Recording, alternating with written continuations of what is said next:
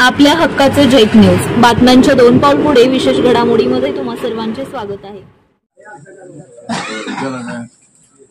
साहेब, आज भारत पाकिस्तान मॅच चालू आहे चॅम्पियन्स ट्रॉफी। भविष्यामध्ये भारताने पाकिस्तानमध्ये किंवा पाकिस्तानने भारतामध्ये येऊन मॅचेस खेळाव्यात का, एक नवीन मैत्रीची सुरुवात करावी का, काय वाटतं आपण केलं?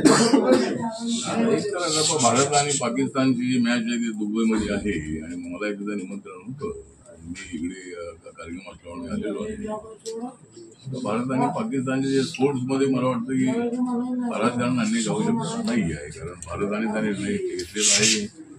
दुबईमध्ये जी मॅच होते आहे तर त्या दुबईच्या मॅचमध्ये पाकिस्तान बरोबर आपली इंडियाची टीम खेळते आहे आणि दुबईमधली जी मॅच आहे ती मॅच नक्की आम्ही जिंकू असा आम्हाला पूर्णपणे विश्वास आहे। पूर्वीच्या काळामध्ये थोडा विरोध होत होता, पण अलीकडे मला वाटतं की पाकिस्तान जी टीम आहे त्या टीमला अनेक वेळेला आपण हरवलेलं आहे आणि आज दुबईमधली मॅच आम्ही जिंकू असा मला विश्वास आहे आणि भारत आणि पाकिस्तानची मॅच व्हायला हरकत नाही आहे। ही मॅच असं होत आहे।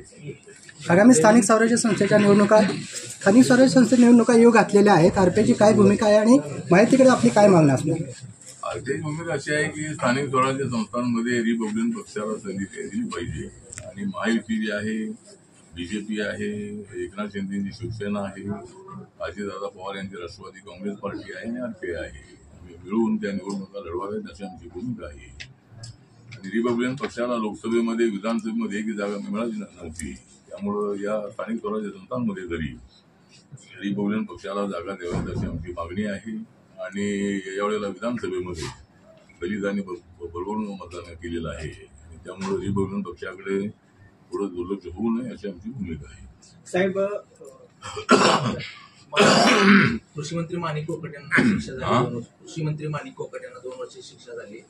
कृषी मंत्री माणिक कोकाटे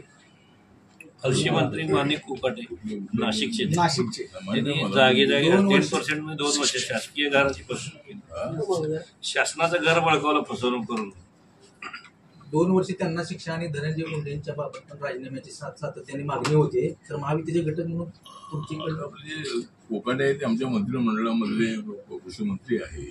मला असं वाटतं कोर्टाने जो काही निर्णय दिलेला असेल त्या पद्धतीनं कोर्टाने निर्णय त्यांना शिक्षा सुनावलेली आहे, त्यांना वरच्या कोर्टात जाण्याचा अधिकार आहे आणि त्याप्रमाणे ही कायदेशीर लढाई आहे। याच्यामध्ये जी शिक्षा झालेली आहे, जो न्यायालयाचा निर्णय आहे तो निर्णय आपण मान्य केला पाहिजे, पण त्यांना वरच्या कोर्टात जाण्याचा अधिकार आहे, ते वरच्या कोर्टात जातील आणि त्यांना जे वाटतं की माझ्यावर अन्याय झालेला आहे तो त्यांना न्याय मिळवण्यासाठी त्यांना प्रयत्न करण्याचा अधिकार आहे।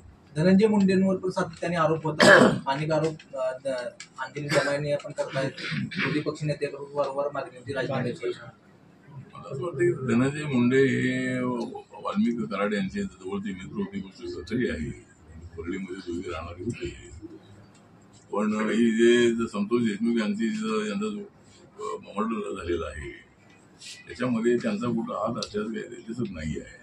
विरोधकांकडून मात्र मागणी होत आहे, विरोधकांना मागणी करण्याचा अधिकार आहे आणि राजीनामा द्यायचा की नाही तो अधिकार धनंजय मुंडेंना आहे। अजितदादा पवार हेच सांगतायत की या मर्डरच्या केसमध्ये धनंजय मुंडेंना कुठे त्यामध्ये ऍक्टिव्ह दिसत नाही आहे। त्यामुळे मला असं वाटतं की धनंजय मुंडेंनी राजीनामा द्यावा की ते देऊ नये हे त्यांच्यावर अवलंबून आहे। या मर्डरच्या केसशी त्यांचा डायरेक्ट प्रत्येक संबंध दिसत नाही। साहेब, सध्याला महायुतीमध्ये मुख्यमंत्री देवेंद्र फडणवीस आणि उपमुख्यमंत्री एकनाथ शिंदे यांच्यामध्ये शीतयुद्ध चालू आहे अशी चर्चा आहे। 2 प्रकरणामध्ये पंढरपूरचा एक दर्शन मंडप त्याला 130 कोटी एकनाथ शिंदेंनी मंजूर केले होते मुख्यमंत्री असताना, ते काम देखील आता रद्द करण्यात आलेलं आहे आणि सिडकोचे एक 900 कोटीच्या कामाची चौकशी मुख्यमंत्र्यांनी लावलेली आहे। कुठंतरी दोघांमध्ये शीतयुद्ध चालू आहे। मला असं वाटतं की देवेंद्र फडणवीस मुख्यमंत्री झालेले आहेत आणि एकनाथ शिंदे मुख्यमंत्री असताना त्यांच्या नेतृत्वात झाली, त्यांनी डेप्युटी सीएम म्हणून काम केलेलं आहे आणि त्यावेळेला ते निर्णय जे झाले होते ते मंत्रिमंडळाचे निर्णय आहे, त्यामुळे ते निर्णय काय ते बदलण्याचा विषय मला येत नाही, मला वाटत नाही आहे। तर पंढरपूरच्या देवस्थानाच्या डेव्हलपमेंटसाठी जर 130 कोटी रुपये त्यावेळेला मंजूर केले होते तर ते मिळाले पाहिजेत अशी माझी भूमिका आहे आणि सिडकोमध्ये 900 कोटीचं काय झालेलं आहे तर ते निर्णय संयुक्त मंत्रिमंडळाचे होते। कुठलाही निर्णय मुख्यमंत्री एकटे घेत नाही आहेत, असे निर्णय मंत्रिमंडळामध्ये होतात आणि त्या मंत्रिमंडळामध्ये देवेंद्र फडणवीस होते. त्यामुळे मला वाटतं की त्याची चौकशी लावलेली असे मला वाटत नाही आहे. आणि जे निर्णय आहेत ते संयुक्त मंत्रिमंडळाचे निर्णय असतात. सर, मुंबई महानगरपालिकेची निवडणुका लढवण्यासाठी भाजप मनसेला बरोबर घ्यायचे आग्रह आहे. त्यांचे नेते अगदी सीएम सुद्धा त्यांना भेटलेत.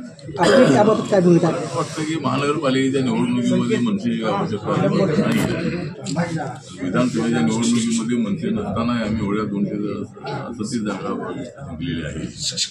त्यामुळे मनसेला मुंबईमध्ये सोबत घेतलं तर जो साऊथ इंडियाचा मतदार आहे, नॉर्थ इंडियाचा मतदार आहे, गुजराती प्रवासी मतदार आहे, असे मतदार हे राज ठाकरेच्या भूमिकेला विरोध करणारे आहेत.